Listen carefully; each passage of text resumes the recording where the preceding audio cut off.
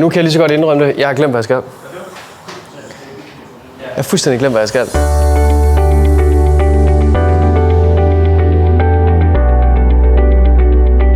Den nuværende situation, det er, at vi har fået hul på bylden i forhold til alt, hvad der hedder praktik, efter min mening. Der kommer stadigvæk en masse ting, men vi drifter, og vi har fået hul på sociale medier.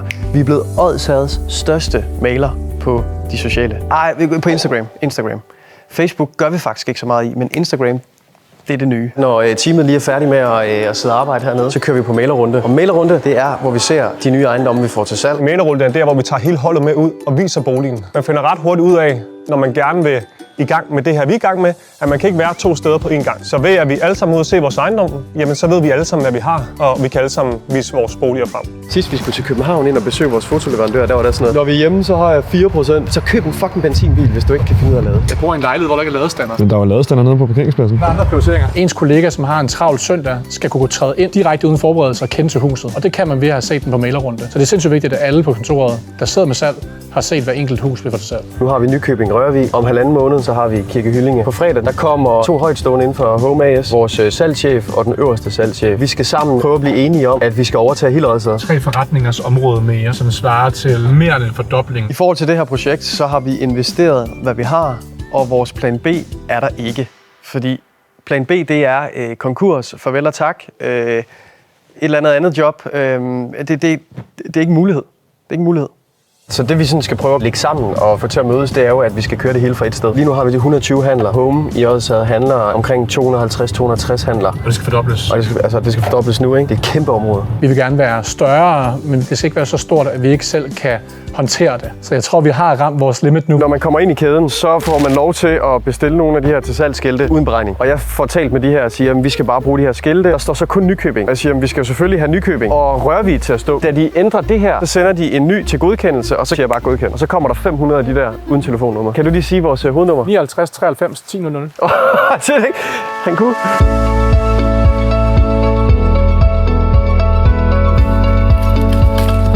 På de her mailerrunder, der holder vi jo vores Instagram-følgere orienteret, når der er nye sager, inden de kommer online. Vi vil rigtig gerne være first movers på det digitale. Hvordan skaber vi den bedst mulige måde at fremstille et hus på, uden at gå på kompromis med kundeservicen? Det får Allan. Smag lige der. Den nede på Hertelsvej, den røg for 1718. Vi har en tilbygning. Det bliver solgt, som det står her. Fjerner personlig ejendel 2195. 100. Ej, det er for sjov. Det er for sjov. 150? Yes. Det køber jeg selv. Vi tager stort set altid på mailerrunde. I pressetider, der kan det være svært at komme rundt og se alle, og vi håber på et eller andet tidspunkt, at vi ikke lige når at se alle. Det vil være meget fint, ikke? Det er Frederiks værelse herinde, så. Ui! Ja. Jeg har fundet den. Ikke noget alligevel. Nå, okay. Jeg skulle bare til at sige, at du skal jo starte med at knappe bæltet op. Okay. Det var lige rækkefølgen. Jeg skal ikke have andet med end den her stang her. Nej, Også kameraet. Og så også lige til kameraet med. Ja, det er et dårligt sted. Jakob. På det her område, der kan man godt mærke, at jeg kun vejer 72 nu. Øj! Hold på hat og briller. Okay, Alexander, det er jo en fucking perle, det her.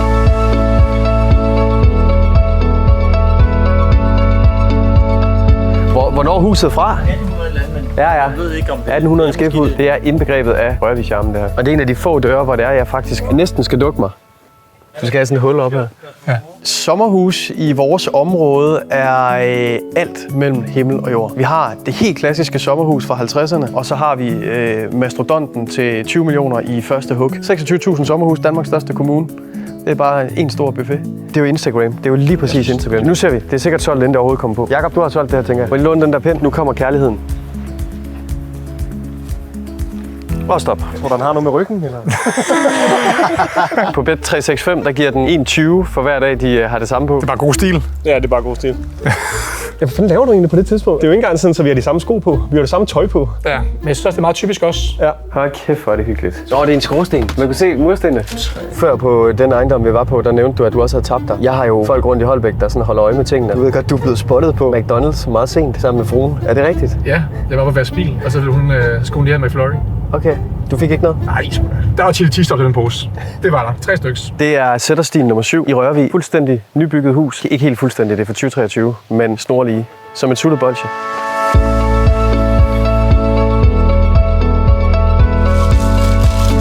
dufter. Jeg tænker, at du altid har en sang, du sætter på lige inden vurderingen. En, der får dig i stødet. Ja. Prøv lige at sige, hvad det er for en sang. Og det skal Jeg ved, du har en sang. Ja. Det er Candice med en lille ring guld.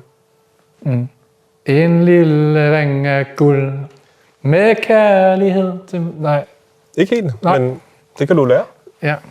Jeg hedder Jakob. Jeg er 21 år gammel og er i gang med at uddanne mig til ejendomsmægler og sætter virkelig pris på at kan hjælpe folk videre med at finde en ejendom, som passer dem. Det er meget typisk også, at vi har møder hele tiden. Lasse sidder lige nu inde i bilen og har et møde med en af vores sælgere. Igen, der sker noget hele tiden, og når vi har de her mailerrunder her, så er vi ude flere timer, og så kan vi ikke lade kunderne vente. Vi andre går lige en tur ekstra om huset, mens Lasse lukker en handel. Det er skide godt.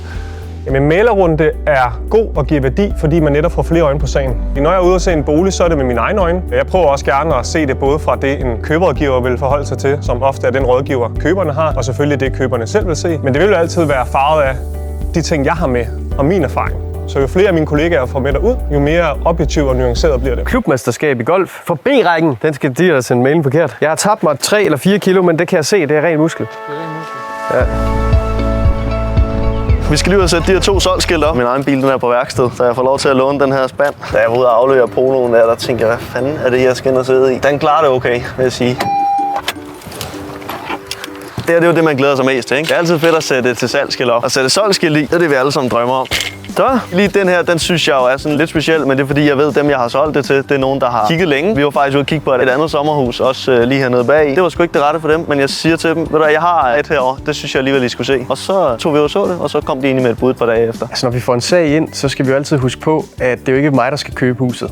Så huset skal jo have en køber, og der er smag og behag.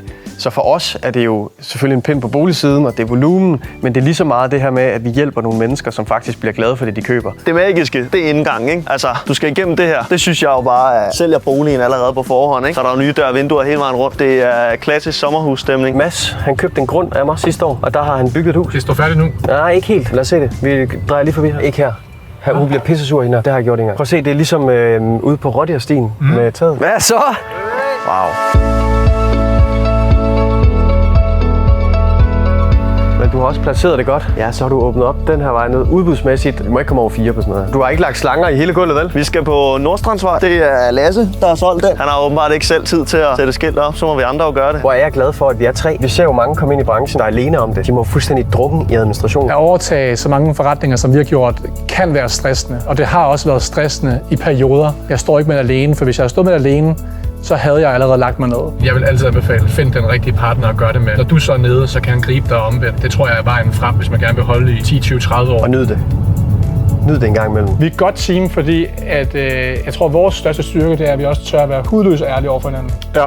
Og du kender mine svagheder. Ja. Også styrker. Jeg kender din svaghed i hvert fald. Det er et-tal, ikke flertal. Din styrke. Det er meget sjovt, fordi sælger er jo en travl familie, så vi er egentlig bare blevet smidt ud. Der er ikke nogen sælger, der dukker op i dag? Nej.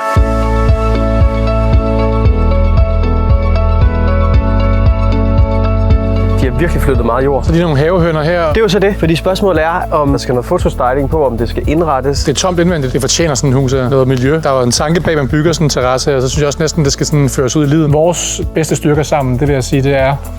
Hurtige beslutninger. Ja, tak. Ja. Idéer og hurtige beslutninger. Meget fedt lavet med det her rå træ og så sort vinduer. Ja, udebruser her. Bum. Ja, man kan dufte det nyt. Man kan stadig dufte malingen. Der er ikke nogen, der har boet her. Ja, det er synes en balsal derhenne. Der er vi jo ude i et hus, hvor der ikke er noget. Altså et tomt, kedeligt hus, men bygget i nogle rigtig lækre materialer. En lang spisebord her. Den er sådan lidt naturlig med køkken ud. Skal sofaen så være med ryggen til, og så fjernsynet deroppe på. Man vil også gerne kigge ud i sin have, jo. Hvor skal vi placere møblerne? Skal spisestuen være her? Skal stuen være her? Hvad giver mening? 4 værelser, 2 badeværelser. Det her det er en dobbelt bruseniche med 1 bruser. Kan jeg stå der? Ikke efter du har spist 2 franske. Ja, den er fed. Ja. Det er altså bare en cabriolet af en dør. Jeg har lavet noget koldvandsbad, noget sauna, noget... Ja, lige præcis. Men prøv at se igen den der kæmpe terrasse her. Hvad er der her? Der er lige 60-70 kvadratmeters terrasse her. Når det kommer til kreativitet på den enkelte bolig, det tror jeg, vi faktisk er alle sammen dygtige på hver vores måde til at kunne fortælle en kunde potentialet hver enkelt bolig. Fedt sted. Områdemæssigt. Måske lige givet lidt for meget gas. Vi har en begrænsning på prisen for området. Kan vi gå over 4? Ja, vi kan gøre, hvad vi vil. Det vil passe godt ind i vores koncept med Instagram. Instagram. I forhold til den, der har de bedste idéer, altså Erland og jeg, så synes jeg ikke, der er den helt store konkurrence. Hvis der var møbler derinde, og der havde været lidt pige på, altså det her det handler om pige. Det er en pige, der skal ind. En dame, kvinde, kreativ sjæl. Det kan sikkert også være en mand, det ved jeg ikke. Men Der skal et menneske. Der skal et menneske Der skal et derind. menneske derind. Og smide en masse ting ind, som ser fede ud. Når I kommer tilbage fra vurderingen, Nej, fordi det er jo lige her bagved. Er det det? Ja, det er næste vej. Nå, så gør vi da det. Prøv at tage kort og så se, hvor du er. Jeg er ikke et skid. Ja. Jeg har jo slået en rekord her. Nu ligger der et sort hus her til højre, hvor jeg har taget dronebilleder. Og de dronebilleder gjorde, at vi solgte huset til en rekordpris. Det er ikke ret stort, det hus der. Vi fik 8 eller 9 for det, mener jeg. Det er jo så det sjove. Det er lige at finde ud af, hvor man lige stiller den anden.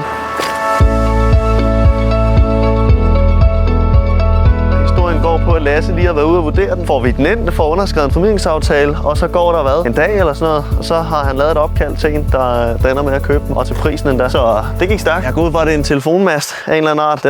Den var med i prisen. Vi er på toppen af Klintebjerget. Ejerne af det sommerhus, de ringer ind til forretningen og siger, har I mulighed for at rykke ud hurtigt? Vi skal have en vurdering. De har så begge huse til salg lige ved siden af hinanden. Der er seriøse vand, så langt øjet rækker på begge sider af huset. Så for os var det bare en no-brainer. Den her sag, den skulle vi have til salg. Og vi er hvor meget over havets overflade? 45 meter over havets overflade. Vi er på toppen af Klint. Vi kan ikke komme højere. Nej. Der er 44,5 meter. Og her der er 45. Ej, prøv at se, der er bølger i dag. Det var der ikke sidst, vi var her. Det bliver bare ikke bedre end det her. 800 kvadratmeter på den her, 1300-1400 på den anden, ikke? Og så igen, som man kan se herovre, så er der vand her. Jeg tror faktisk, det er mere det her, Lasse. Der er 45.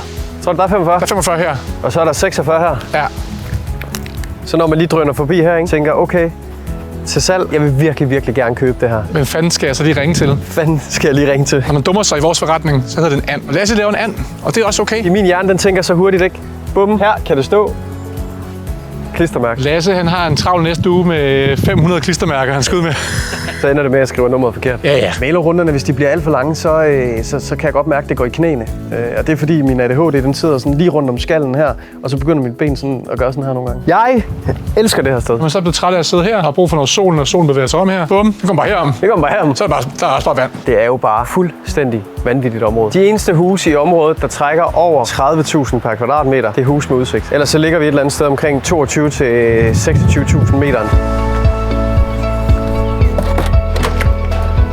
Så er det sgu klaret. Det er de 500 stykker, som er købt uden telefonnummer. Det er sådan en klassisk Lasse-ting, ikke? Tak for i dag. Det har været rigtig sjovt at have jer med på tur, og jeg håber, at I har fået noget ud af, hvad en ejendomsmægler laver, når vi snakker mæglerrunder og nye boliger. Hvis du synes, at det er sjovt, det vi laver, og følge med i livet som ejendomsmægler, selvstændig indehaver af flere butikker, så subscribe, følg med. Jo flere subscriber og alt det der, jamen jo mere laver vi. Ses.